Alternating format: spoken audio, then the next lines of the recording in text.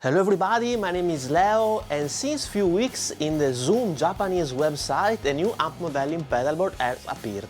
That is the Zoom G6, that is gonna be released in 2021, priced at around 45,000 yen excluding taxes. That should be around 350 euros or $430. In this video we will check out what we know so far about this amp modeling pedalboard, describing its main characteristics, talking about the pros and cons and comparing it to other amp modeling pedalboards that I have reviewed in my channel, link in the description below. Let's start!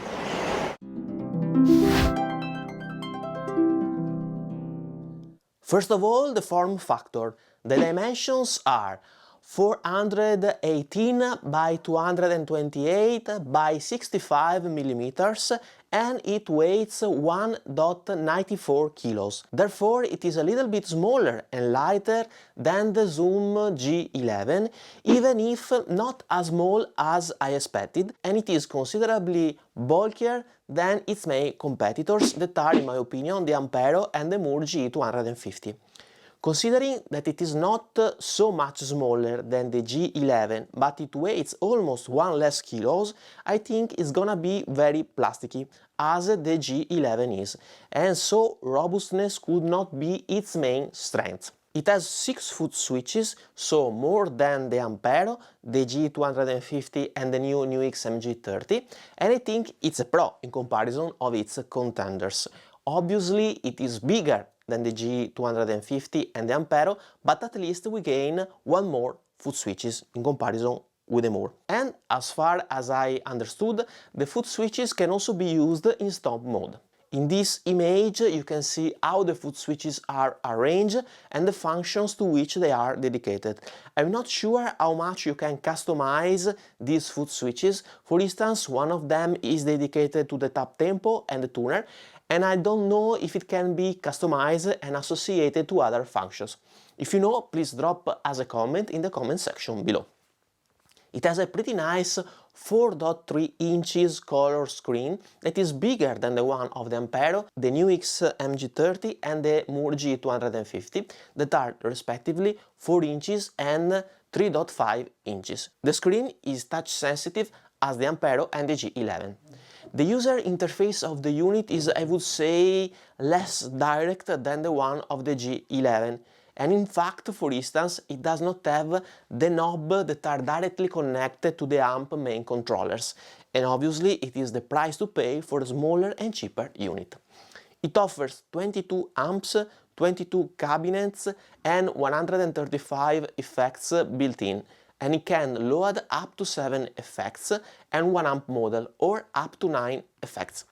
In addition to 16 types of standard amp models, 6 types are Zoom original amp models that are installed. So here I would say that the amp models and the effects blocks are not so many, or at least not as many as other brands offer, but if the amp models and effects are good, I'm fine with this decision. The only cons I would mention here is that it seems that no parallel effects are available.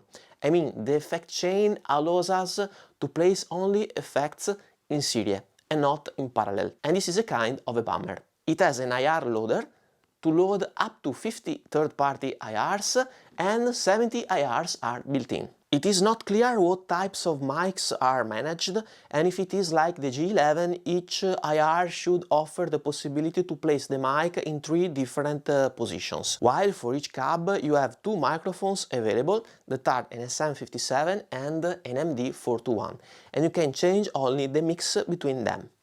It should have the same converters of the G11.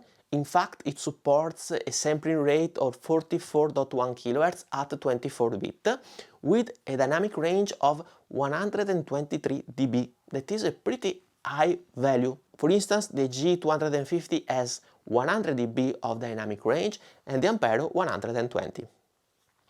It offers a 45-second stereo looper and a drum machine built in with 68 drum patterns. The nice thing here is that it seems that you can expand the looper time using an external SD card that you can insert in the unit using the provided built-in port. Let's now have a look at the I/O. Obviously it has a guitar input, an aux in, an headphone out without a dedicated port but using the left output, an effect loop that should be mono, a left and right output that should be unbalanced, an expression pedal input, a USB port, an SD card reader and another port to insert a card that allows us to control the unit via Bluetooth.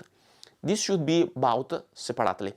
So here the goods are the send and return effect loop that basically allows us to use the G6 with the 4-cable method with our amp if you want. Then another pro is the SD card reader that is a nice addition also to expand the looper time capability. The cons I would mention here are the missing XLR ports that for instance are available in the G250 or the Ampero, and the fact that the effect loop is mono and therefore you cannot connect the stereo effects.